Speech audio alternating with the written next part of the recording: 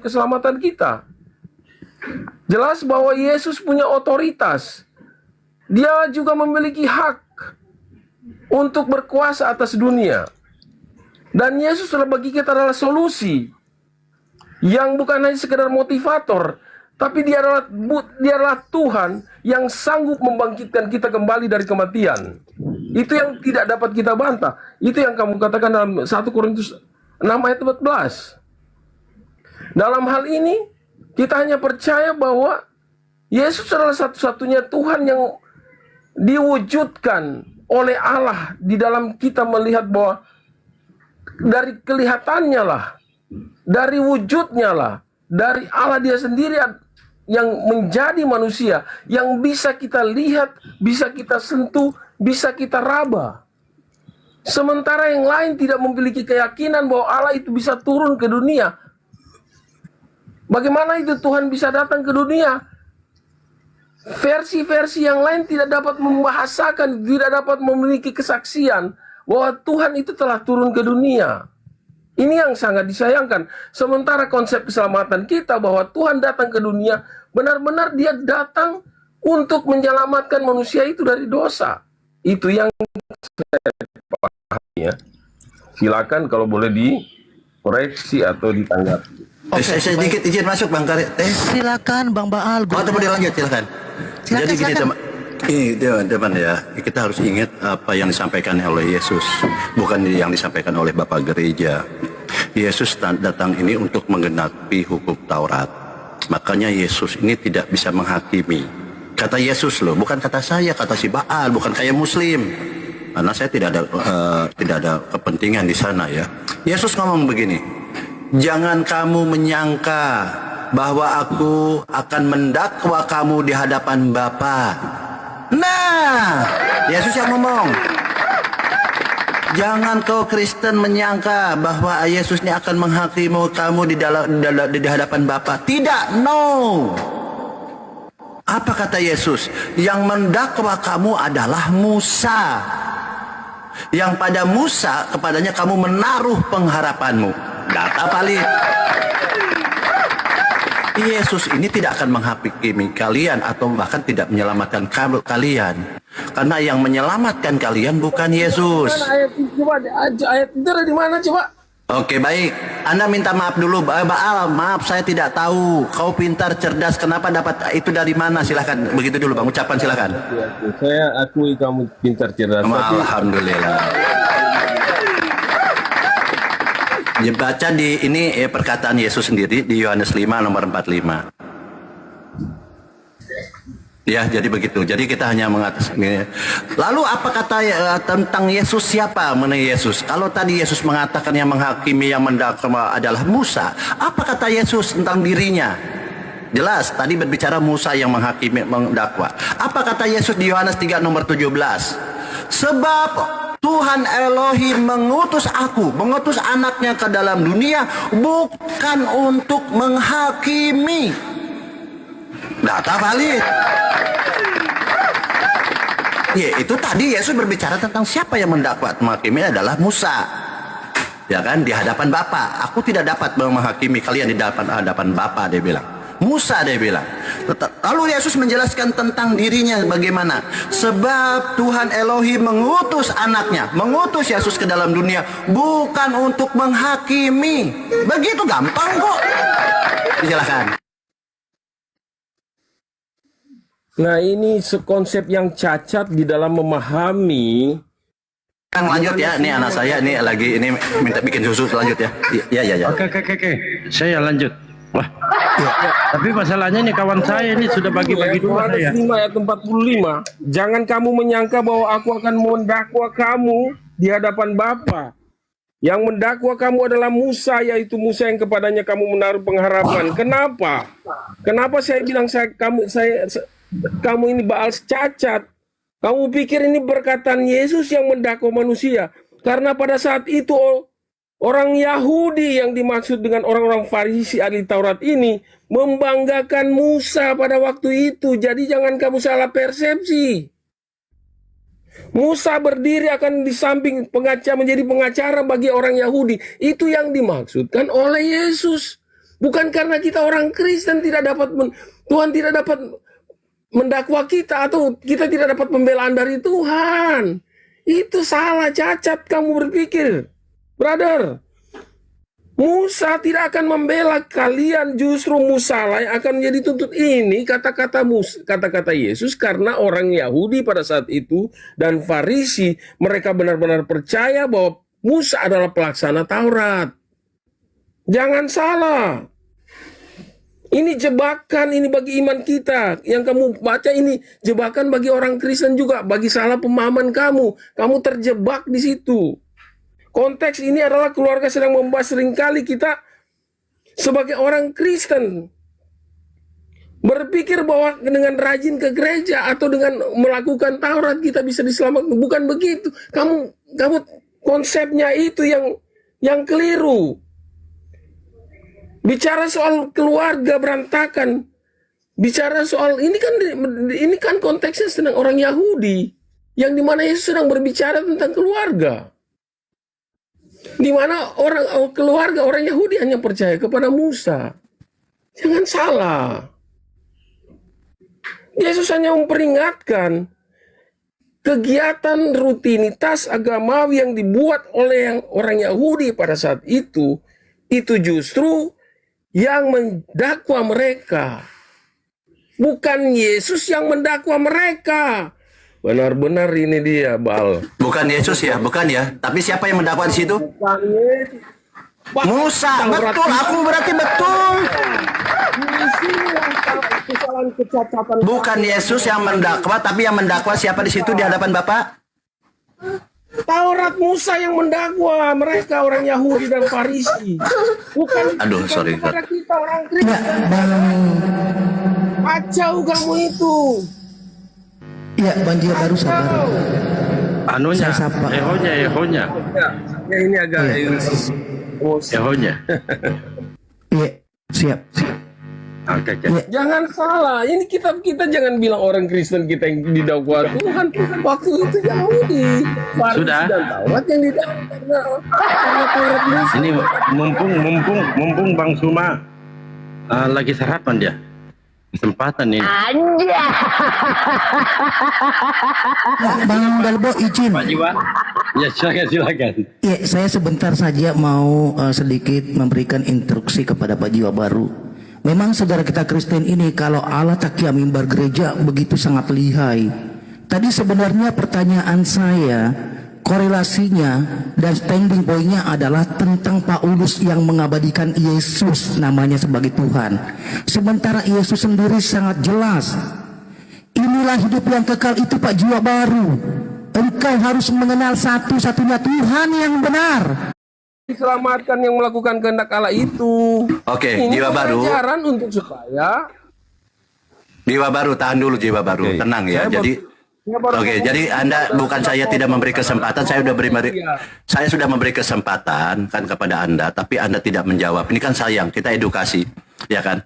Makanya saya sudah bilang, ketika Yesus sabar dulu. Kamu salah persepsi, kamu cacat mau mengamati, menganalisa ayat, terus kamu bilang saya yang salah jawab. Oke, baik.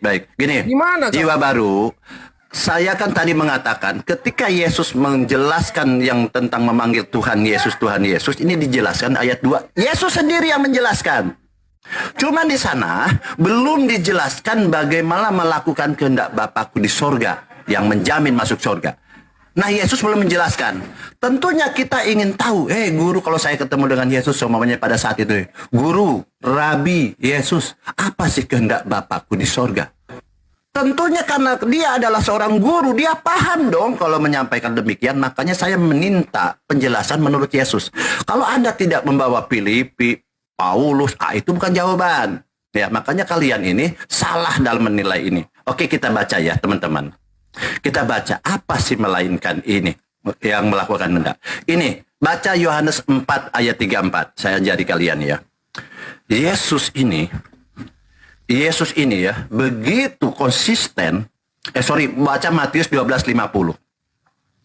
Anda baca, dicatat ya, Matius 12:50. Ketika Yesus menjelaskan yang memanggil Yesus Tuhan, Tuhan ini adalah orang kejahatan, dia juga tidak akan membiarkan umatnya atau murid-muridnya tersesat. Dia akan memberikan jalan kebenaran. Yaitu apa? Kamu harus melakukan kehendak Bapakku di sorga. Itulah kehidupan yang kekal. Dia bilang. Ya kan? Apa kehendak? Baca Matius 12:50. Lihat kata Yesus. Dia memberikan, Anda mengatakan Yesus adalah motivator, betul. Matius 12:50, Yesus memberikan motivasi kepada murid-muridnya. Saya bacakan, sebab siapapun yang melakukan kehendak Bapakku di sorga. Lihat, catat, kehendak Bapakku di sorga. Sebab siapapun, everybody dia bilang. Siapapun yang melakukan kehendak Bapakku di sorga, dialah saudaraku laki-laki, dialah saudaraku perempuan, dialah ibuku. Itu bentuk motivasi yang diberikan oleh Yesus kepada murid-muridnya. Siapa yang tidak bangga jadi saudaranya Yesus? Siapa yang tidak bangga diangkat jadi saudaranya Yesus? Orang jadi ordal, dia orang dalam. Kita diangkat jadi saudaranya presiden, kita bangga. Camat, lurah, apa? Ini dia yang angkat saudara adalah Yesus. Nah, di sini Yesus menekankan begitu pentingnya kehendak Bapa di sorga itu sehingga dia akan menjadi saudaraku, dia bilang. Pertanyaan saya, Anda harus jawab. Kasih terus ini bagaimana? Sabar. Tolong jelaskan di sini, menurut Yesus kehendak Bapakku di sorga ini apa? Silahkan. Begitu dong. Ayolah. Apa maksud? Ya, Kan ini. diberi kesempatan mau ini. Macet Saudara-saudara, kamu jangan kalian ini. di surga, dia yang mengasihi saudara-saudara kan? Kan botol kan? Saya ulang makanya. Dengar, tarik napas, minum ya yang segar, tarik napas, bayangkan wajah saya dan saya bayangkan ucapan saya. Jadi begini, ketika Yesus, sabar dulu, nah inilah kalian ini tidak paham ya, tidak hikmat. Nah, ketika Yesus mengatakan yang masuk kerajaan sorga ini bukan yang memanggil Yesus Tuhan, tetapi yang melakukan kehendak Bapakku di sorga. Jadi kelompok atau golongan orang yang yang melakukan kehendak Bapakku di sorga, itulah yang akan masuk sorga. Yesus ini ketika mengajarkan demikian kepada murid-muridnya memberi motivasi.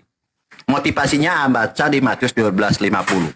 Sebab siapapun, everybody dia bilang, everyone yang melakukan kehendak Bapakku di sorga, yang melakukan kehendak Bapakku di sorga, siapapun, dialah saudaraku laki-laki, dialah saudaraku perempuan, dialah ibuku. Ini bentuk motivasi kepada murid-muridnya begitu pentingnya melakukan kehendak Bapakku di sorga.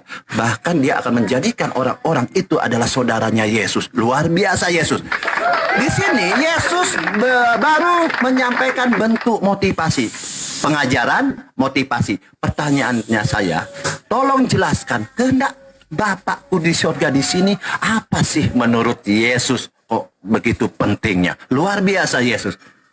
Pasti kalian macet. Silakan.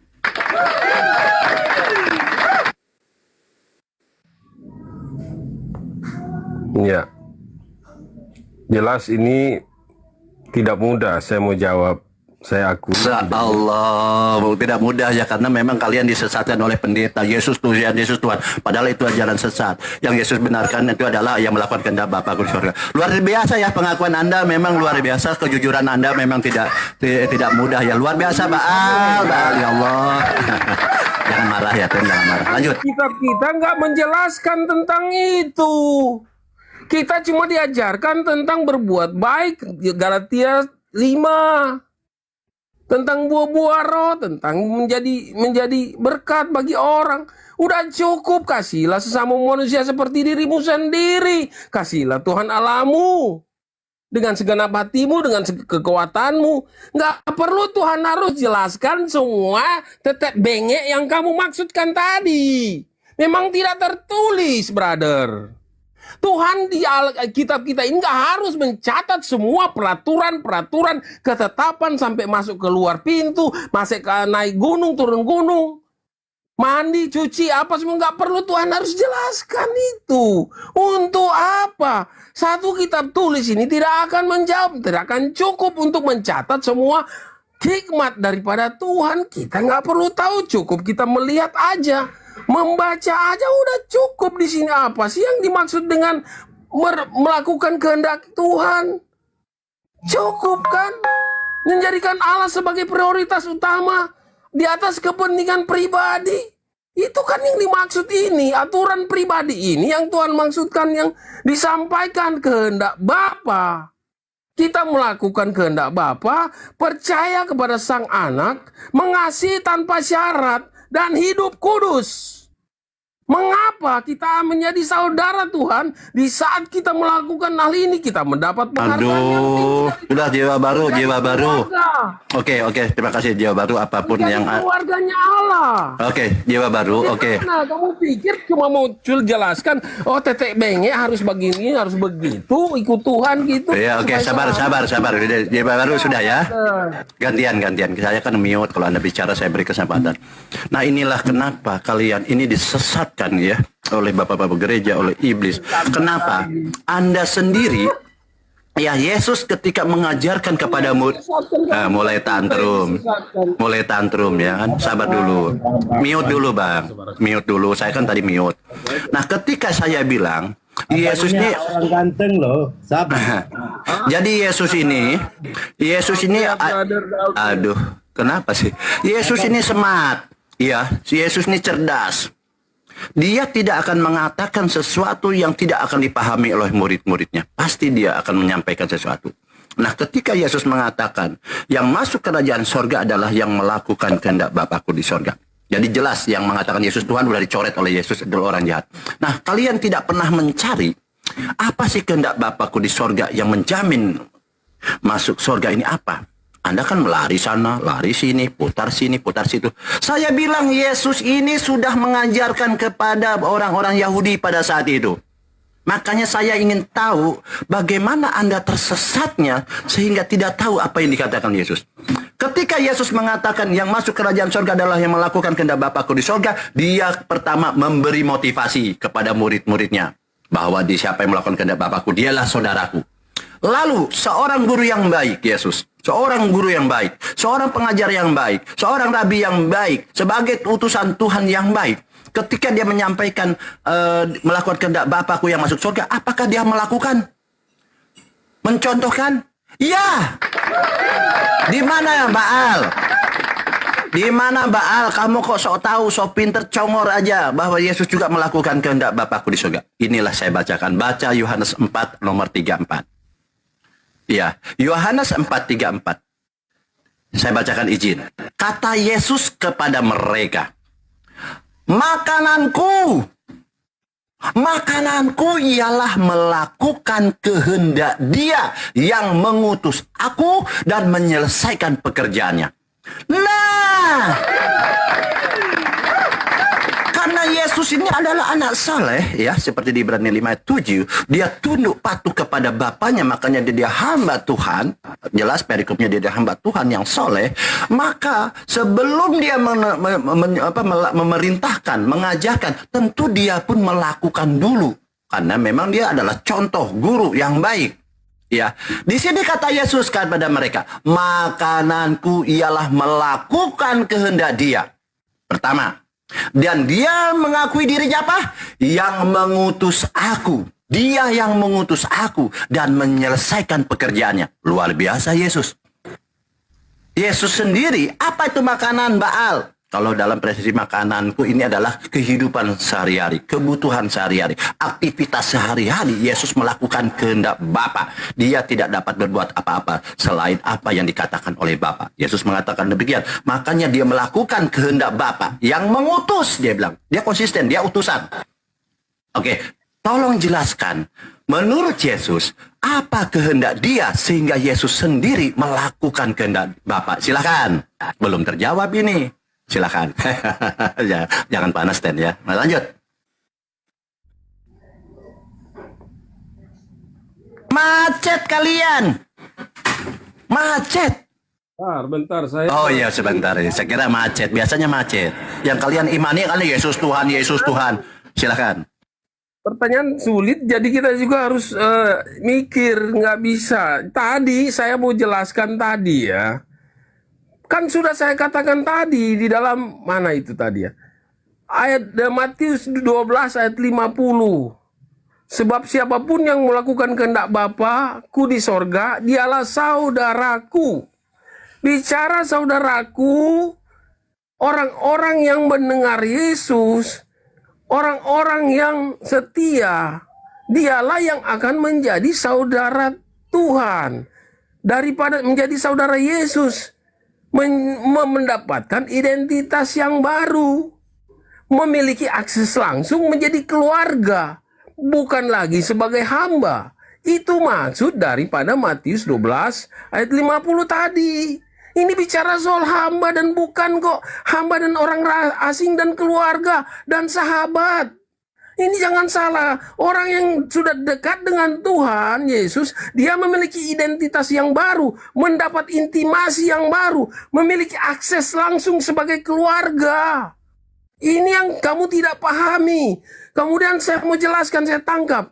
Yohanes 4 ayat 34. Apa pertanyaannya apa? Maksudnya adalah bagaimana Yesus melakukan kehendak Bapa? Ini adalah makananku. Bicara soal makanan, ini adalah energi daripada Allah sendiri yang turun kepada Yesus sendiri, yang memiliki misi dengan maksud dan tujuan untuk menyelesaikan pekerjaannya. Di sini kamu nggak paham hubungan antara Allah hadir di tengah keluarga dan sebagai hamba, sebagai orang asing. Ini adalah korelasi dari ayat kamu tadi, Yohanes pasal 4 ayat 34 dan Matius 12 ayat 50 tadi. Ini bicara soal hamba, orang asing dan keluarga. Oke, sudah. Bukan kehendak Bapa, itulah yang maksud Yesus. Memiliki hubungan yang intim dengan Tuhan, memiliki identitas yang baru. Oke, udah. Oke, Jiwa baru di mute dulu ya. Oke, jadi memang luar biasa ya. Anda mengakui bahwa memang sulit. Sehingga Anda harus mengarang sana, mengarang sini. Padahal, sabar dulu Bang. Paham dengan ayat yang kamu baca ini, ayat kita. Oke, nggak apa-apa, Pak. Nggak apa-apa. Saya ajari bagaimana memahami. Jadi saya kan kunci. Saya sudah jawab dari. Ya, nggak apa-apa. Anda menjawab, tapi Anda menjawab. Ini pun saya masih bisa jawab. Oke. Sendiri tidak mengerti. Oke, baik. Saya tidak mengerti, tapi saya ajari ya. Jadi di sini saya bilang, ketika Yesus seorang guru mengatakan kehendak Bapakku yang di sorga, ini berarti Yesus yang paham. Oke, Kalian ini seperti mutiara kasih kepada babi-babi. Atau apa itu tadi? Ngarang bebas kau. Nggak boleh ngarang bebas. Ngarang yang kudus kepada anjing. Ini sesuatu firman Tuhan yang baik. Saya sampaikan kepada orang tapi tidak mau terima. Ini seperti mutiara yang dibuang. Anjingnya yang orang diinjak. apa? Babinya orang apa? Anjing dan babi di situ merujuk pada siapa? Orang Kristen bisa.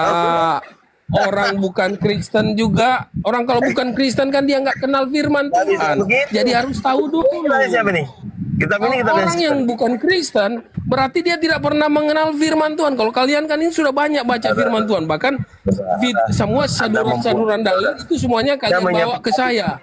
Firman Tuhan yang kalian bawa ke saya sehingga saya kasih kepada babi atau barang kudus. Jangan memberikan barang yang kudus kepada babi. Babi ini kan Kristen, anjing ini Kristen, kan gitu. Jangan kamu semua nanti kamu kena apa ini komal kasihan ini. Enggak